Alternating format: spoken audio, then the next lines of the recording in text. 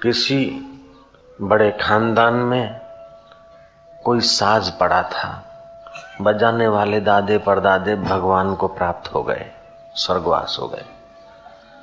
खानदानी लोगों ने देखा कि साज पुराना है, कोई जानता तो है नहीं, कई वर्षों से पड़ा है, जगह रोक रहा है। दिवाली के दिनों में साफ सफाई करके उन्होंने बाहर गार्बेज में रख दिया। छोटा सा साज था, उनको उस साज का कोई ख्याल नहीं था। एक फकीर गुजरा वहां से, वो उस साज के रहस्य को जानता था। उसने उठाया साज, तारें छिड़ी, संगीत निकला। रास्ते जाते हुए लोग रुक गए, घर के लोग भाग आए, बोले महाराज महाराज, फकीर बाबा, ये साज हमारा है। बाबा ने कहा तुम्हारा होता तो तुम बजाते, घर में रखते, तुमने तो बाहर निकाल दिया, इसको लावारिस कर दिया। तुम पागल हुए हो, साज अपना मत बोलो। तुमने कितनी बार बजाया? बोले कभी नहीं, हम बजाना जानते नहीं। बाबा ने कहा साज उसी का है जो बजाना जानता है। साज उसी का है जो बजाना जानता है, आश्रम उसी का है जो सत्संग सुनना जानता है, परमात्मा उसी का है जो पाना जानता है तो सबके पास, लेकिन उसी का हो जाता है जो पाना जानता है। साज उसी का है जो बजाना जानता है, गीत उसी का है जो गाना जानता है, आश्रम उसी का है जो रहना जानता है, और परमात्मा उसी का है जो पाना जानता है। नारायण नारायण नारायण नारायण नारायण नारायण। कबीर जी ने कहा यह तन काचा कुंभ है, यह तन काचा कुंभ है, फुटत न लागे बार। फटका लागे फूटी पड़े, गर्व करे वे गंवार। मृत्यु का फटका लगता है, ये कुंभ फूट जाता है। इस शरीर का गर्व करना मूर्खता है। इस शरीर से हो जाए उतना सत्कर्म कर लिया, इस शरीर से हो जाए उतना सत्य स्वरूप ईश्वर की बंदगी कर ली अथवा करवाने की सेवा कर ली।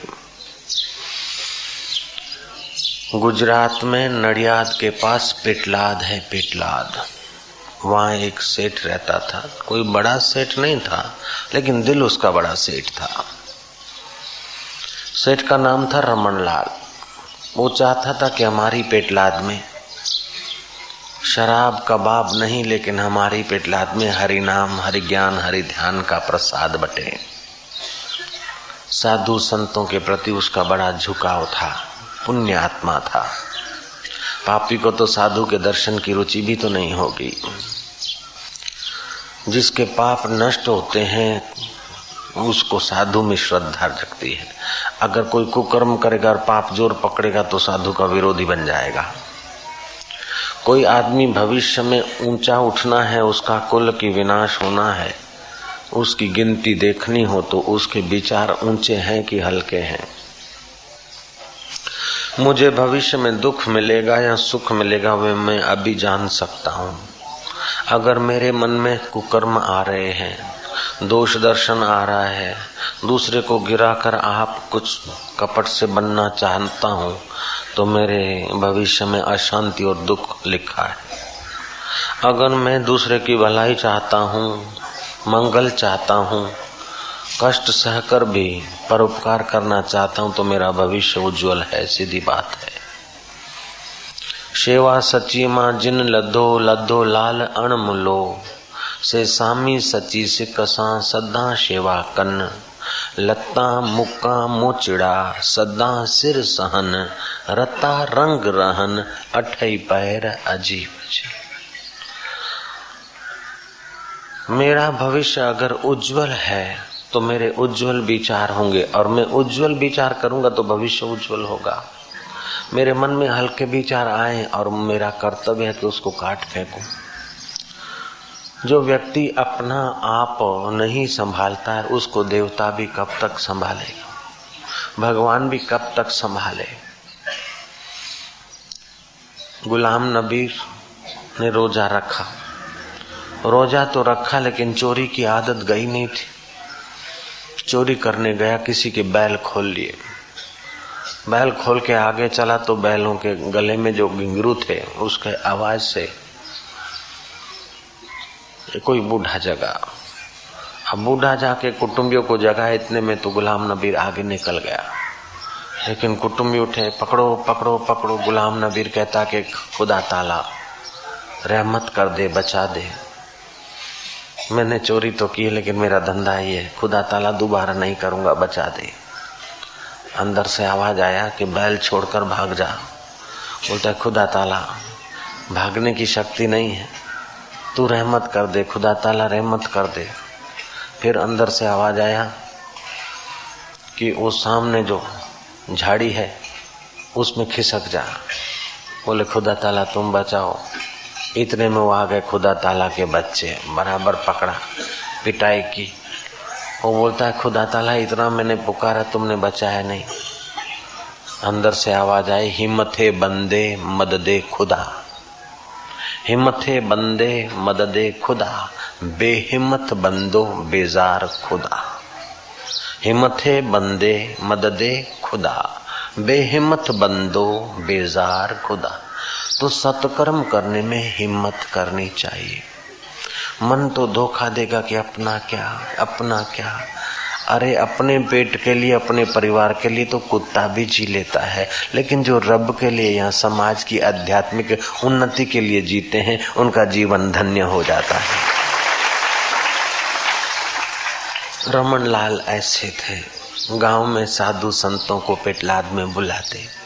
कुछ साधु संत ऐसे थे कि सत्संग करते, दक्षिणा 2-5 हजार जो भी उनकी योग्यता होती वो ले जाते थे। कुछ ऐसे साधु संत होते कि बोले नहीं है तो हरि प्रसाद बांटे समाज। रमन लाल उन साधुओं की बड़ी कदर करता था। उनको सतगुरु रूप में मानकर उनके आश्रमों में जाता, वहां चुपचाप सेवा करता। लेकिन संतों का हृदय ऐसा होता है, लेते नहीं, अगर लेते हैं तो कल्याण करने के लिए लेते हैं, फिर लौटा देते। एक संत गंगा में नहा रहे थे, ब्रह्मज्ञानी संत थे, अपने दूसरे दोस्त संत मित्र संत से गंगा में नहा रहे थे। ए ब्रह्मचारी, ओए ब्रह्मचारी, ओए ब्रह्मचारी, जोर से आवाज लगाई। दूर आश्रम था गंगा किनारे। ब्रह्मचारी आया, गंगा में पानी में आया। बोले देख ठहर, मेरे को जरा गंगा जल पीना है। वो ब्रह्मचारी गया, उसने आश्रम में से लोटा लिया, गंगा की बालू में मांजा, धोया। फिर जाओ गुरु महाराज कटी पानी में, कमर तक के पानी में गंगा में खड़े थे, नहाते नहाते मित्र के साथ। वहां पहुंचा ब्रह्मचारी और वहीं से गंगा जल भर के लोटे में महाराज को दिया। महाराज ने हाथ का खोबा बनाकर बुक पी लिया।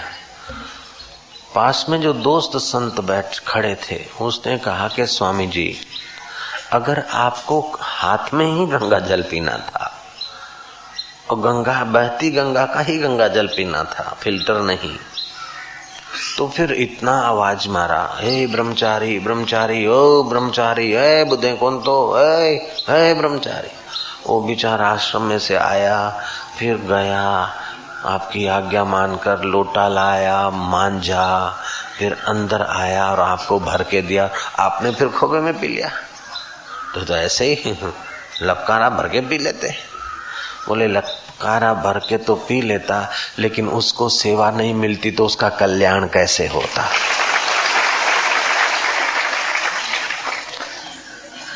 अगर जो परहित के लिए अपने को कष्ट में डालकर भी परहित करने का मन है तो समझो आपका भविष्य उज्जवल है।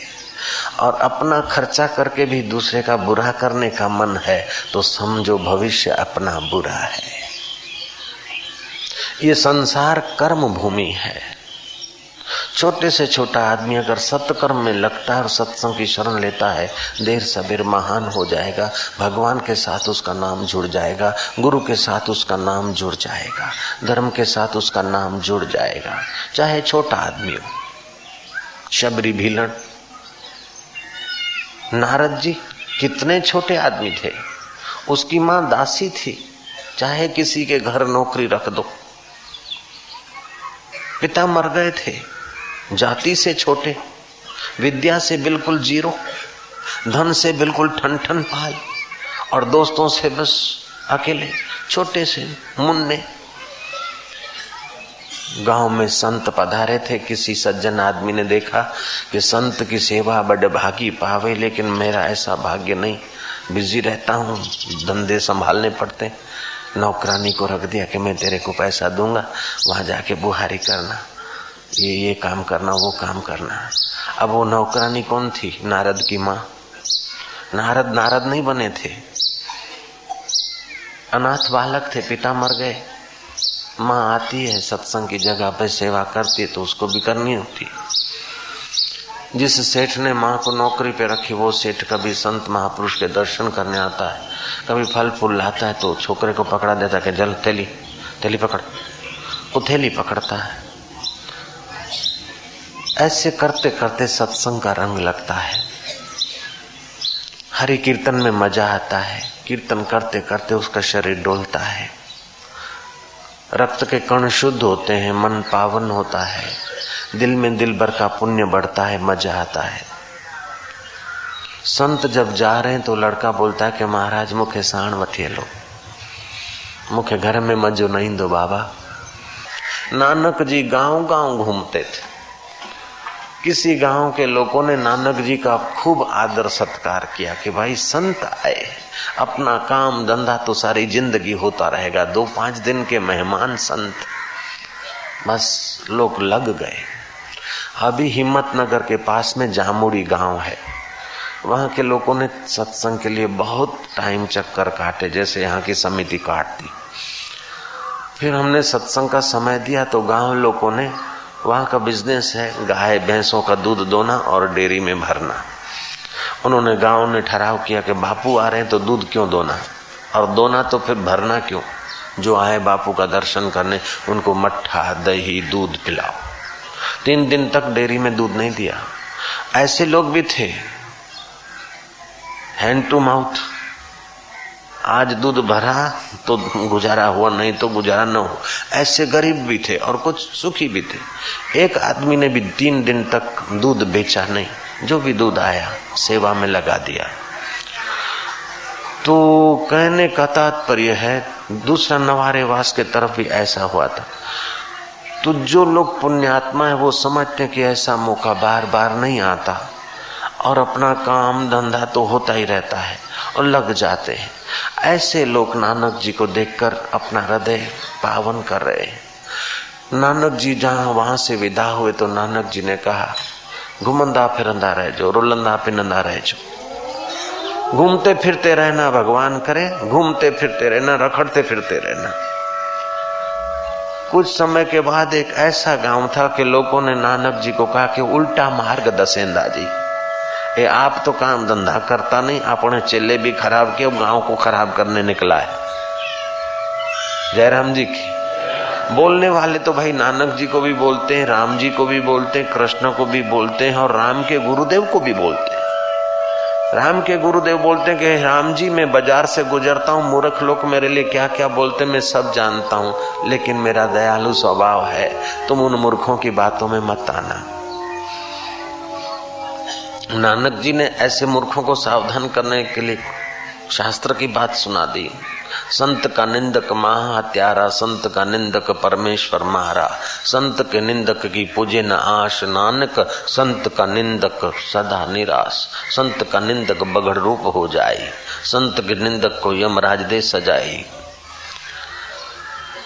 और संत की सेवा करे तो ब्रह्म ज्ञानी संग धर्म राज करे सेवा।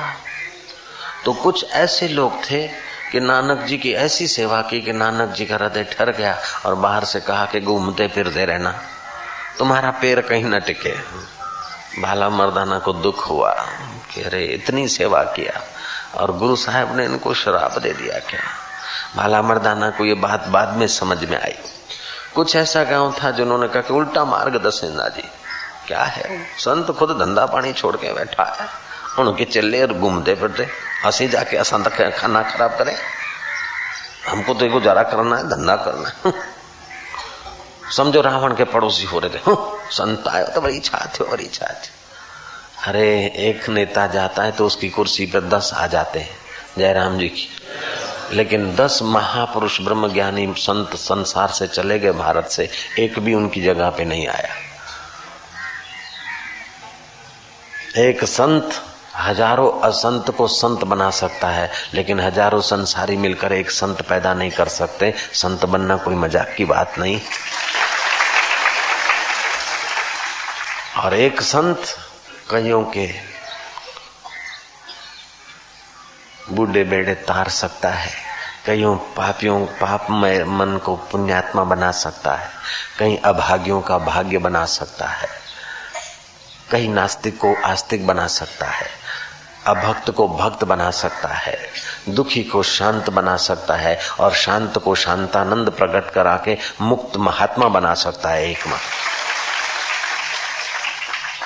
राजा सुषेण जा रहे थे यात्रा करते करते, आंधी तूफान चला, नाव खतरे में थी, प्राण संकट में थे। एक लौता बेटा था, एक गुरु महाराज थे, रानी साहिबा थी, राजा सुषेण थे। राजा सुषेण का कंठ में प्राण आ गया कि अरे बचाओ, और कुछ भी ना करो, केवल उस माँ बाजी को बचाओ, बाबा जी बचाओ। बस रट लगा दी, एक बार भी नहीं बोला कि मुझे बचाओ, राजकुमार को बचाओ, रानी को बचाओ, बाबा जी को बचाओ, बाबा जी को बचाओ। बड़ी मुश्किल से देव योग से नाव किनारे लगी, जी में जी आया। मल्लाह का जो आगेवान था उसने पूछा कि राजा साहब आपने एक बार भी नहीं कहा कि मुझे बचाओ, रानी को बचाओ, बच्चे को बचाओ, बाबा जी को बचाओ, बाबा जी को। बोले ये बच्चा तो ऐसा दूसरा भी पैदा हो जाएगा और मेरे जैसे राज्य भी दूसरे हैं और मैं मर जाऊंगा तो गद्दी पे दूसरा आ जाएगा, लेकिन ये हजारों की दिल की गद्दी पर दिल भर को बिठाने वाले संत बड़ी मुश्किल से होते हैं, इसलिए ये बच गए तो सब बच गया। इनकी सेवा हो गई तो हो गई। तो कुछ लोग नानक जी को देखकर अपना सब कुछ छोड़कर उनके पीछे लग जाते, लेकिन कुछ ऐसे कि नानक जी को कुछ देखते नहीं है, लेकिन देखते कि ये ऐसा है, बोझा है, उल्टा मार्ग दसेंदा। नानक जी पसार हुए, गांव में टिक तो नहीं पाए, विदा हो गए। नानक जी ने मन ही मन सोचा कि इनको भी कुछ आशीर्वाद देना चाहिए। जयराम जी की संत हैं भाई, कुछ न कुछ देंगे, वो तो दाता है। करनी आपो अपनी के नेड़े के दूर, अपनी करनी से आदमी संत के निकट ही होता है, अपनी करनी से आदमी दूर हो जाता है। नानक जी ने आशीर्वाद दिया, भगवान करे जम्या बैठा हो, जो चिपके रहना, जमे रहना, उधर ही रहना, जम्या बैठा हो। भला मर्दाना को संदेह हुआ, जिन्होंने सेवा की, जो आपके पीछे सर्वस्व लुटा के लगे थे और अपने 21 कुल तार रहे थे, ऐसे पुण्यात्माओं को तो कहा कि भगवान करे तांजो पैर न टिके, घूमदा रहे, जो घूमते रहना। और जिन्होंने आपका अनादर किया, आपके दो वचन नहीं सुने, आप जिस गांव में ठहरना चाहते उन बंदों ने, पापियों ने ठहरने ही नहीं दिया, ऐसा कुप्रचार कर दिया, तो उनको बोला कि भगवान करे जम्या बैठा, जम्मे रहना, उठे रहना। जिन्होंने सेवा की उनको बोला घूमते रहना, और जिन्होंने नहीं किया उनको बोला जम्मे रहना। नानक जी ने कहा दोनों को आशीर्वाद है, ये संत बद्दुआ क्यों करेगा, दोनों को आशीर्वाद है। वो जमे रहेंगे तो गंदगी नहीं फैलाएंगे, और वो घूमते रहेंगे तो सत्संग का फैलावा होगा।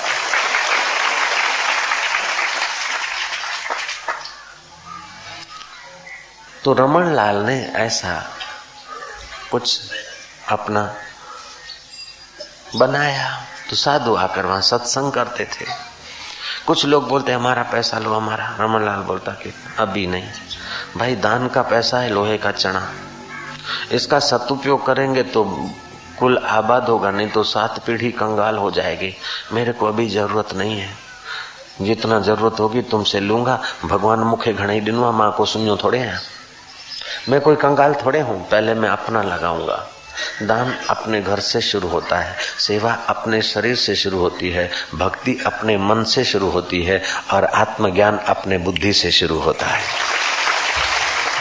सत्संग सुनते सुनते रमन लाल की बुद्धि बहुत तेजस्वी हो गई। देखो, सत्संगी हो चाहे कुसंगी हो, अच्छा आदमी हो चाहे बुरा आदमी हो, चढ़ाव उतार के दिन तो सबके आते हैं। राम के भी आते हैं, रावण के भी आते हैं, लेकिन राम के उतार के दिन आते तभी भी राम हृदय से पवित्र रहते हैं, सुखी रहते हैं। और चढ़ाव के दिन आते तो भी निरअहंकारी रहते हैं। और पापी आदमी के चढ़ाव के दिन आते तो घमंड में मरता है, और उतार के दिन आते तो विषाद में कुचला जाता है। जय राम जी की। रमन लाल के उतार के दिन आए, किटलाद में हाहाकार मच गया। इतना धर्मात्मा और फिर देवाला निकालने की नौबत। रमन लाल बड़े चिंतित थे। उस समय, ये अभी की बात है, 1950, 52, 55 इर्द गिर्द की घटनाएं हैं। पिटलाद गुजरात में है, नडियाद आदि इसके पास में। तो रमन लाल इतना सारा सत्संग हाल बनाया, किसी का पैसा लेता नहीं, थोड़ा सा लिया, बाकी अपना लगाया, दिन रात खड़ा रहा, इतना सत्कर्म किया और उसका धंधा ठप हो रहा है। अरे सत्कर्म करने से धंधा ठप नहीं हो रहा है। धंधे का उतार का पीरियड था, लेकिन सत्कर्म करने पर कुछ अभी भी समझ है। जयराम जी की। रमन लाल गया एक महात्मा के पास। उस समय महात्मा का वो निवास था पेटलाद में। नारायण मुनि उनका नाम था, महाराज का। नारायण मुनि को जाकर रमन लाल ने कहा कि बापू हृदय खोलीने बात करूं छू, बापू हृदय खोलीने વાત કરું છું કે નોકરોએ થોડું ઊંધું વાળ્યું છે અને બજાર થોડી મંદી છે। જે લોકોએ મારી પાસે ડિપોઝિટો મૂકી હતી એ લોકોનો વિશ્વાસ તૂટી ગયો છે। બધા એકી સાથે ડિપોઝિટો લેવા માંડ્યા છે, એટલે હવે મારે દુકાને જવાની કોઈ જગ્યા રહી નથી। રાતોરાત મારે બોર્ડ બદલ્યા સિવાય બીજો કોઈ આરો નથી। आप समझ रहे हैं?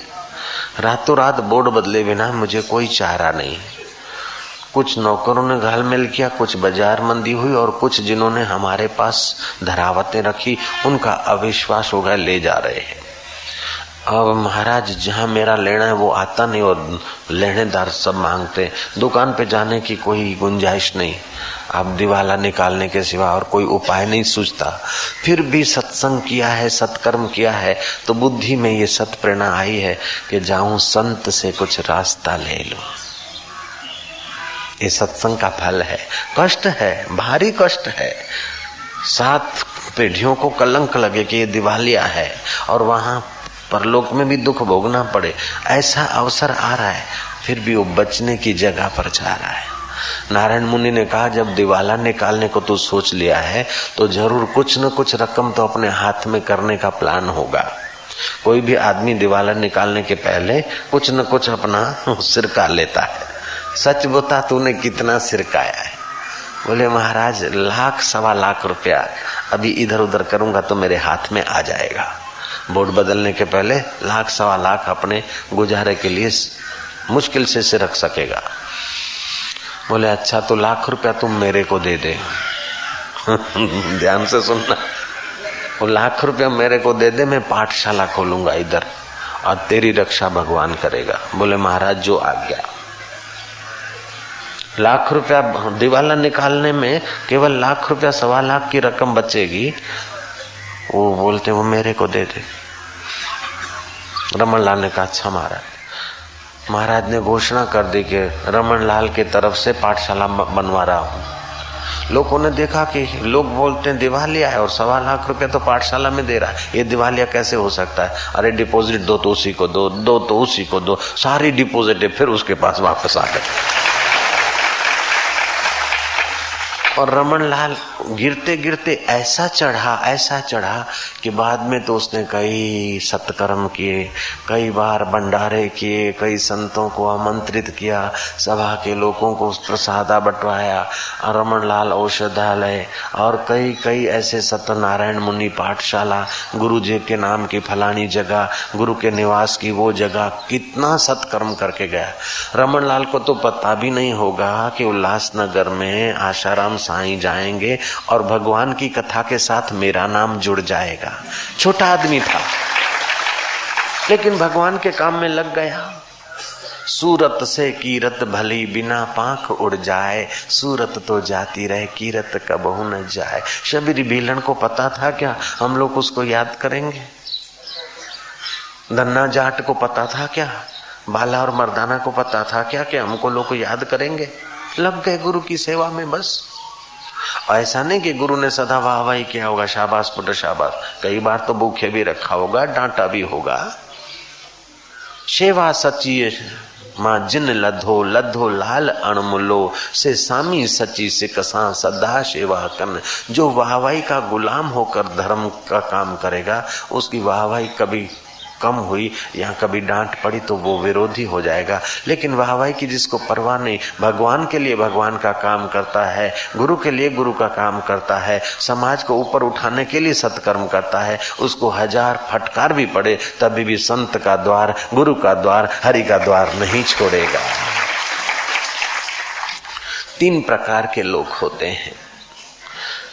किसी का मन होता है तमोगुण प्रधान, तामसी श्रद्धा, किसी की राजसी श्रद्धा होती है और किसी की सात्विकी श्रद्धा होती है। तामसी श्रद्धा वो देखेगा कि इतना सदूं और इतना जल्दी फटाक से फायदा हो जाए। अगर फायदा हुआ तो और दाव लगाएगा, जैसे सटोड़ी होते ना, अट्ठे से दुआ पंजे से छक्का लगा।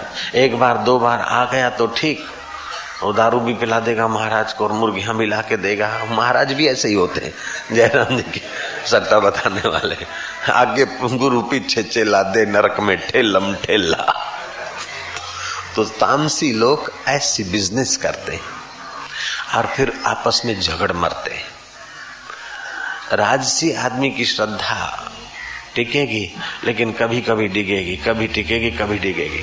अब वो डिगेगी, फिर टिकाते टिकाते अगर उसका पुण्य बढ़ गया, सात्विक श्रद्धा हो गई तो 1000 विघ्न आ जाए, 1000 बाधा आ जाए, 1000 मुश्किलें आ जाए, फिर भी उसकी श्रद्धा नहीं टूटती, वो पार पहुंच जाता है। ऐसे लोग बार बार प्रार्थना करते कि भगवान शल तोड़ निभाए जा, मुझा गुरु मुसा तोड़ निभा जा। हे मुझा मन तुम ॿियो भले मुखा फुरे वठ जा पर मुखा सच्ची श्रद्धा न फुर जा। हे मुकद्दर तू अगर धोखा देना चाहती है तो मेरे 2 जोड़ी कपड़े कम कर दे, 2 लाख कम कर देना, लेकिन मेरी भगवान और संत के चरणों की श्रद्धा मत छीनना। श्रद्धा घटती बढ़ती कटती पिटती रहती है, लेकिन उसके बीच भी जो निकल आता है वो निहाल हो जाता है। नहीं तो जितना चला उतना तो उसके बाप का है, जो सत्कर्म हो गया उसके बाप का है। तो हमारा भविष्य खतरनाक है या सुखी होने वाला है, ये हमारे विचारों पर है। आज सुबह आज का दिन आपका कैसे बीतेगा आप सुबह बिल्कुल समझ सकते हैं। जिस सुबह आप खुश दिल उठते हैं, अच्छे विचार करते हैं, प्रसन्नता से बिस्तर त्याग करते हैं, समझ लो वो दिन आपका बढ़िया जाएगा। जिस दिन उठकर रात जो निंदे कर है मेरा बात था मरी वञूं तो सुठो है, जिस दिन अमली खाई, सुबह उठते उठते तुमने इमली चाटी या नींबू चाटा, समझ लो दिन भर परेशानी है। अच्छा तो रात बढ़िया बीते चाहे घटिया बीते, लेकिन प्रभात को बढ़िया बना ले। एक प्रभात को जो संवारता है उसका एक दिन संवर जाता है, और जो एक सप्ताह की प्रभात को संवारता है उसका सप्ताह संवर जाता है। हर रोज की प्रभात संवार दे।